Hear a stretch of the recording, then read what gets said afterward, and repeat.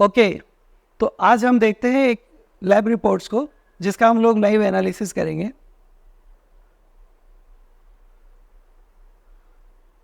तो ये रिपोर्ट है 1 mg से। पेशेंट की डिटेल्स को हमने हाइड किया हुआ है, but this request was done from Noida UP. ठीक है, हम लोग एक खास बात बता देते हैं आपको कि जब भी हम लोग लैब रिपोर्ट एनालिसिस करते हैं तो उसके अंदर पेशेंट की डिटेल को हम हाइड करते हैं ताकि कॉन्फिडेंशियलिटी को मेंटेन किया जा सके। सेकेंड, हम लैब रिपोर्ट एनालिसिस के साथ में किसी को भी कोई भी मेडिकल प्रिस्क्रिप्शन नहीं देते। जस्ट हम आपको एनालिसिस करके बताते हैं कि आपके रिपोर्ट्स में क्या क्या प्रॉब्लम्स हो सकते हैं। हाँ, इतना ज़रूर है कि कुछ कॉमन एलिमेंट्स होते हैं या कुछ कॉमन मेडिसिन या कुछ कॉमन रेमेडीज है जिसको हम लोग आपको सजेस्ट कई बार कर देते हैं, just for the common informations. ये जो लैब रिपोर्ट एनालिसिस के लिए जिसका रिक्वेस्ट है उनकी एज है 38 years. She is a female and working in a private company, means she is in job. तो जॉब में जो रहते हैं उनके लिए खास बात होती है कि वो जनरली अपने हेल्थ को लेके बहुत ज़्यादा कॉन्शियस नहीं होते because of their time scheduling, their targets, their issues, their stress, everything. और कई बार वो होता है कि उनका हाइड्रेशन भी प्रॉपर नहीं होता है। कई बार वो सैलेड्स, ग्रीन लीफी वेजिटेबल्स या फिर ताज़ा बना हुआ खाना भी नहीं खा पाते उनके शेड्यूल्स के हिसाब से। तो इसलिए कुछ प्रॉब्लम्स होते हैं वो काफ़ी हद तक कॉमन होते हैं जॉब करने वालों में। तो अब देखते हैं इनका लैब रिपोर्ट। तो लैब रिपोर्ट में सबसे पहला जो टेस्ट करा हुआ है that is HbA1c, 3 months glucose जो होता है एवरेज ग्लूकोज वो करवा रखा है। तो इट इज़ 5.7, तो ठीक है, मतलब जस्ट नियर टू नॉर्मल है। अब देखते हैं बाकी parameters. According to those parameters will decide कि इसमें प्रॉब्लम हो सकता है नहीं। Now second parameter is CBC में अगर आप देखोगे तो इनका हीमोग्लोबिन है दैट इज 11.4, लोअर साइड पे। RBC काउंट है दैट इज 3.89, ये भी एकदम लोअर नॉर्मल है। अब हेमेटोक्रिट डेफिनेटली हेमोग्लोबिन कम है इसलिए कम आएगा। MCV, अगर इनका MCV देखेंगे तो it is 88.3, little bit higher side में। और जो MCH है दैट इज़ 29.3, ये थोड़ा सा लोअर साइड में। तो दोनों पैरामीटर्स एक दूसरे से अपोजिट जा रहे हैं। इट मीन्स इनका RDW बड़ा हो सकता है। तो RDW देखते हैं, तो RDW इनका बड़ा हुआ है दैट इज़ 17। तो ये बड़ा हुआ है, इट मीन्स कि इनके अंदर RBC का जो साइज़ है वो वेरी है फ्रॉम स्मॉल टू लार्ज। काफ़ी हद तक वेरिएशन है, बहुत सारे वेरिएशन है। कुछ लार्ज RBCs हो सकते हैं, कुछ स्मॉल साइज हो सकते हैं। WBC काउंट नॉर्मल है, बट इसमें मोनोसाइट काउंट थोड़ा सा हायर एंड पे है, इसका भी सिग्निफिकेंस है, will look at that. Platelet counts थोड़ा कम है, 152। It should be more than 152, that's okay, means lower side पे है। अब प्लेटलेट जब लोअर साइड पे है, इनका मोनोसाइट लिटिल हायर साइड पे है और RBC काउंट लोअर साइड पे है, और कुछ पैरामीटर्स ऐसे जो मैक्रोसाइटिक की ओर भी इंडिकेट करते हैं। तो let's look at MPV, that is mean platelet volume. Okay, so again MPV is higher side. तो MPV हायर साइड मीन्स इनका प्लेटलेट का वॉल्यूम जो है थोड़ा सा ज़्यादा बड़ा है। अगर ओवरऑल इसको देखें तो ये थोड़ा सा मैक्रोसाइटिक की ओर इंडिकेट करता है। मैक्रोसाइटिक मीन्स सेल्स का साइज थोड़ा सा बड़ा हुआ है। थोड़ा सा बड़ा हुआ सेल्स का साइज तब होता है जब उसके ऊपर न्यूक्लियस का कंट्रोल खत्म होता है। हम देखेंगे आगे क्या क्या कंडीशंस हो सकती है, बट इसमें पॉसिबली काफ़ी हद तक माइक्रोन्यूट्रिएंट्स की डेफिशिएंसी होने की पॉसिबिलिटी है। Let's look eight other reports. So ESR is 16, तो ठीक है, फीमेल से फीमेल पेशेंट है, तो फीमेल के अंदर यूजुअली ESR थोड़ा सा हायर साइड पे होता है। और इनके अंदर चूँकि RBC काउंट भी कम है, हेमोग्लोबिन भी थोड़ा लोअर साइड पे, तो पॉसिबल है कि ESR थोड़ा सा बड़ा हुआ रहेगा। नाउ ओके, ये पेरिफेरल स्मीयर एग्जामिनेशन का है, तो प्रीडोमिनेंटली नॉर्मोसाइट्स है, तो दैट्स ओके, ज़्यादा मॉर्फोलॉजी पे कमेंट्स नहीं है।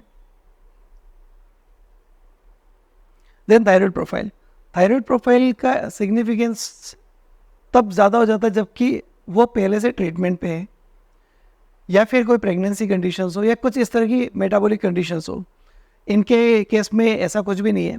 इनका कोई कंप्लेन भी इस तरह से रिलेटेड नहीं है, और ये इनका ट्रीटमेंट हिस्ट्री इन्होंने हमको शेयर किया था एज ए क्लिनिकल डिटेल्स, तो उसमें उन्होंने मेंशन नहीं किया था कि she is on thyroid treatment और नॉट.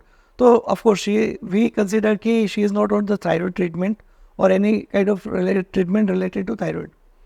तो इनका थायराइड अगर देखा जाए तो T3, T4, TSH all are in normal range, so that's fine, completely fine. You can just compare with the normal reference range coming in between. Then, okay, this is just interpretations. So this is vitamin D. Vitamin D is 37.7, little bit good.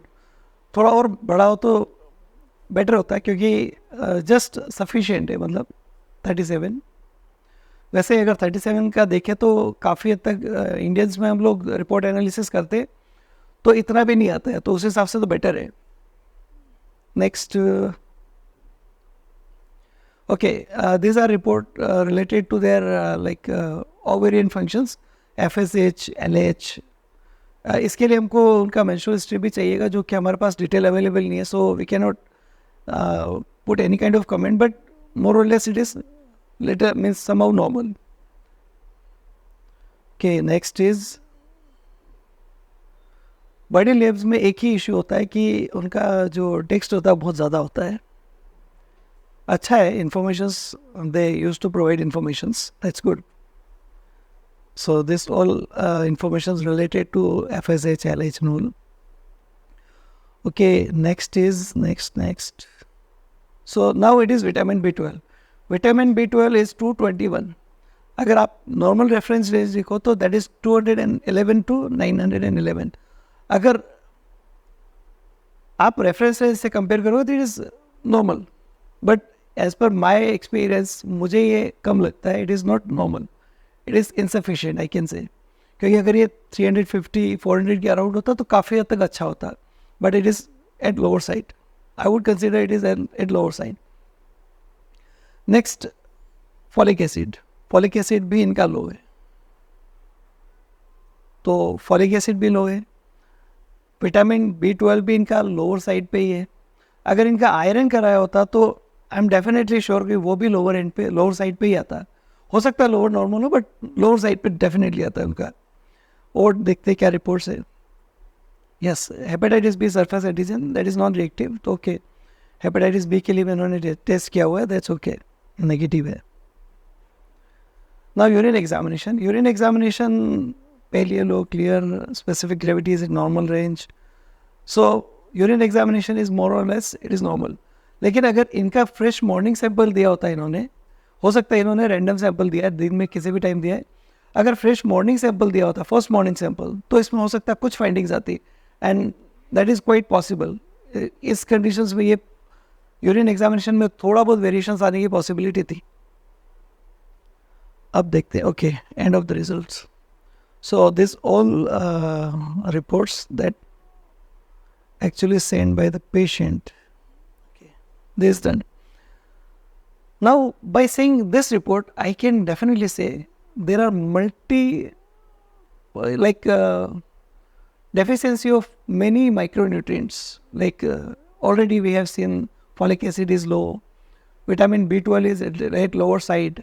Iron अगर कराया होता तो it would have been at lower side, definitely. तो अगर ये सब देखें तो इनका मल्टीपल माइक्रोन्यूट्रिएंट्स की लोअर साइड पे या फिर डेफिशिएंसी है. इट मीन्स कि इनके केस में माल एब्जॉर्प्शन पॉसिबल है. और इंडिया के अंदर अगर देखा जाए तो माल एब्जॉर्प्शन का मोस्ट कॉमन रीज़न है, in my knowledge and in my experience, it is gluten sensitive enteropathy. Definitely उस सीलिएक डिजीज़ के लेवल पे या उस एंट्रोपैथी का जो डायग्नोस्टिक क्राइटेरिया उस लेवल पे फिट नहीं होता है, लेकिन उसका सब क्लिनिकल पिक्चर्स भी काफ़ी बड़ा होता है. तो हो सकता है ग्लूटेन सेंसिटिव एंट्रोपैथी का इनिशियल स्टेज हो या सब क्लिनिकल स्टेज हो, उसके अंदर भी ऐसा पॉसिबिलिटी है. तो नेक्स्ट न्यूट्रिशनल हम लोग इंटेक लेते हैं, उसके बाद में अगर नेक्स्ट कॉमन रीज़न अगर मेरे एक्सपीरियंस से बताऊं तो that could be wheat consumption या फिर gluten sensitive enteropathy. So that can be possible reason. अगर इनको सप्लीमेंट दिया जाए और साथ में अगर ग्लूटेन फ्री डाइट पे रखा जाए तो शायद इनके केस में बहुत अच्छे रिजल्ट्स मिल सकते हैं. With this, thank you so much.